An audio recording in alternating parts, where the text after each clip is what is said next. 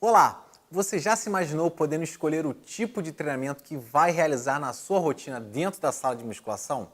Isso mesmo! Imagina aquele dia onde você está mais cansado, estressado e se sentindo fraco, e o que estava programado para a sessão era um treino intenso, com cargas e exercícios complexos. Nesse momento, a sua vontade é de sumir da academia e largar tudo.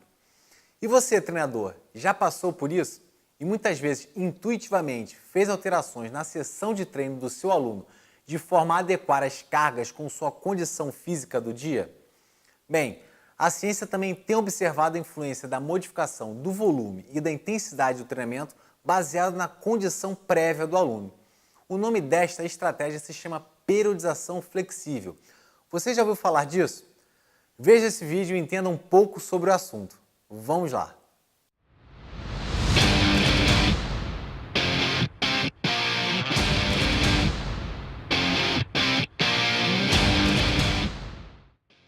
De fato, existem diversas condições que muitas vezes fogem ao nosso controle e que podem interferir no nosso rendimento durante uma sessão de treinamento de força. Esses fatores podem ser de ordem fisiológica, bioquímica, psicológica, mas que de alguma forma influenciam a capacidade de realizar bons treinos. Então, o que fazer?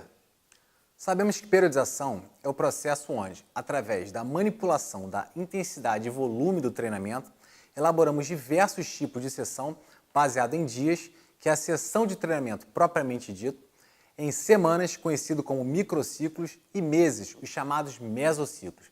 Vamos ver o exemplo a seguir de um modelo ondulatório de periodização. Neste modelo, 3 zonas de treinamento são propostas, sendo que no linear as modificações ocorrem a cada 4 semanas.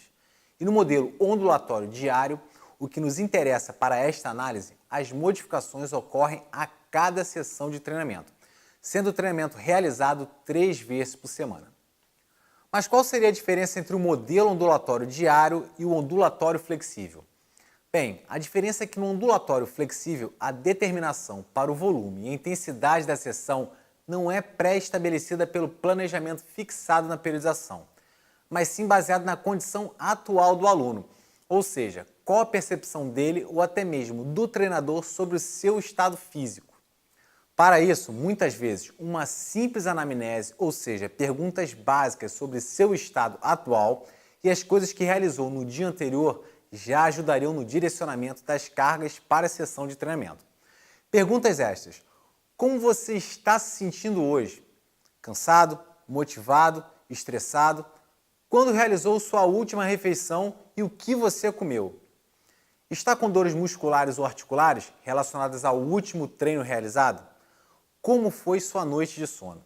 São perguntas simples, mas que podem indicar um possível estado não ideal para a prática de um treinamento mais intenso, que por vezes poderia estar planejado para este dia. Lembrando que esse procedimento não necessariamente precisa ser feito pelo treinador. O próprio praticante tem condições de se autoavaliar e direcionar as cargas do seu treino, baseado no seu estado. A periodização flexível, apesar de parecer uma boa estratégia, apresenta poucos trabalhos que compararam a sua efetividade com outros modelos de periodização. Um estudo muito citado sobre o tema é McNamara e colaboradores, publicado em 2010. Neste trabalho, o autor comparou a periodização ondulatória diária com a ondulatória flexível sobre os ganhos de força e potência nos exercícios supino e leg press em 12 semanas de treinamento. A amostra foi constituída de estudantes, jogadores de futebol americano e iniciantes em treinamento de força. Ambos os modelos de periodização no estudo realizaram o mesmo volume total, ou seja, deveriam fazer sessões com 10, 15 ou 20 repetições máximas. O que diferenciou os protocolos é que na periodização flexível, o indivíduo era quem escolhia qual tipo de treinamento iria realizar na sua sessão. E para esta escolha, utilizava uma escala de percepção do seu estado quanto à sua capacidade de realizar esforço. E para isso usou uma escala de 0 a 10, sendo 0 representando nenhuma energia para o trabalho e 10 totalmente motivado e com energia máxima. Já outro grupo já tinha a intensidade do treinamento pré-determinada baseada na periodização ondulatória diária. Todos os grupos tinham uma quantidade igual de sessões a serem realizadas para os diferentes tipos de repetição. Porém, a ordenação em que elas aconteceram foi o fator diferencial entre esses modelos de periodização.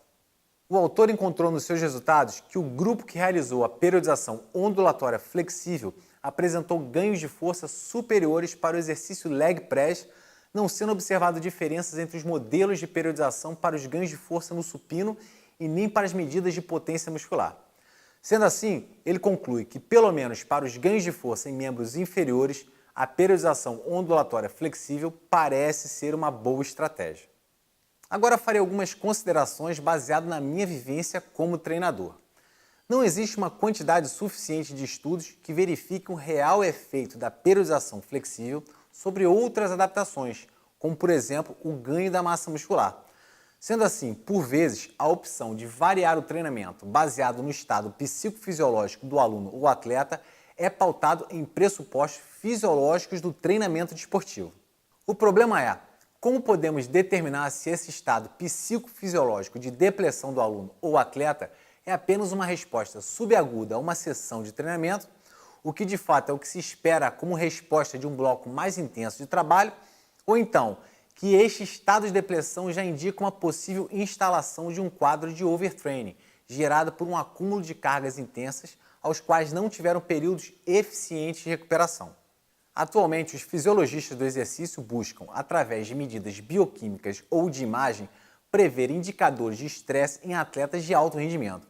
Desta forma, conseguem manipular as cargas de forma mais objetiva, tentando acertar os períodos de depressão e de supercompensação, evitando lesões, perdas do rendimento e o overtraining. Mas sem esses recursos, como é possível então o controle das cargas de treinamento? Talvez entre em cena o uso da periodização flexível, juntamente com o controle de fatores externos, que de alguma maneira possam estar gerando um estado menos favorável para a aplicação de cargas mais intensas. Vou dar um exemplo prático que utilizo com meus atletas e clientes.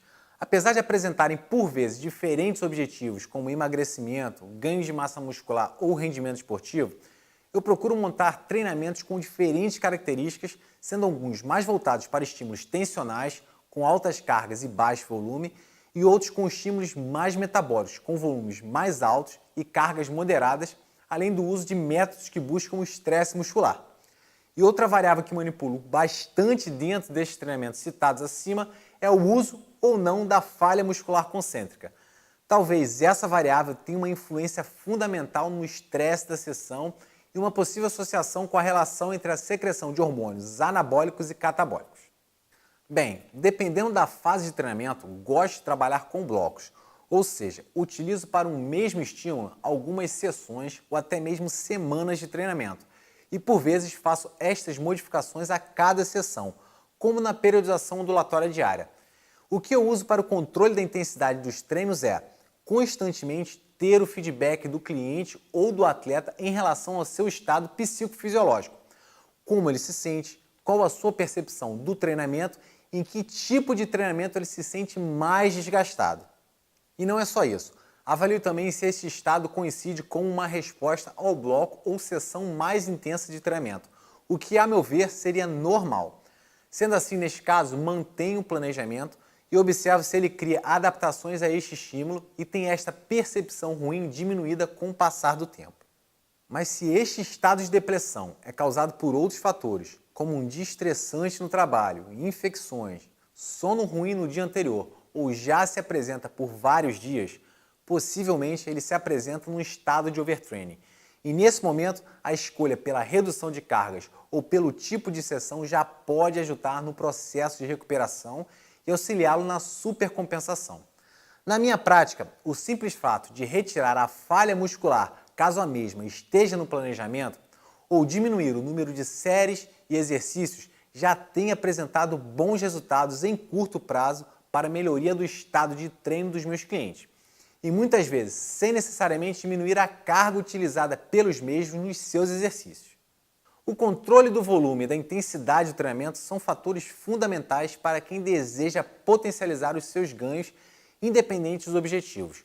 Você mesmo pode fazer isso, prestando atenção em alguns aspectos que mencionei aqui, com a percepção do seu estado de treino e o ajuste do treino baseado nesta percepção.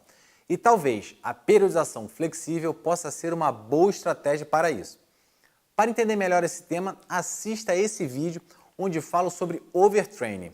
E se você ainda não se inscreveu no canal, clique aqui e tenha mais acesso a novos vídeos.